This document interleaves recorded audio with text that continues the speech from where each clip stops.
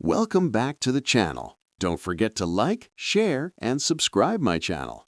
Today we are explore how to create refined subject masks using Mask Overlay. Start with a rough subject selection and open Select and Mask. Activate Mask Overlay to clearly define masked regions.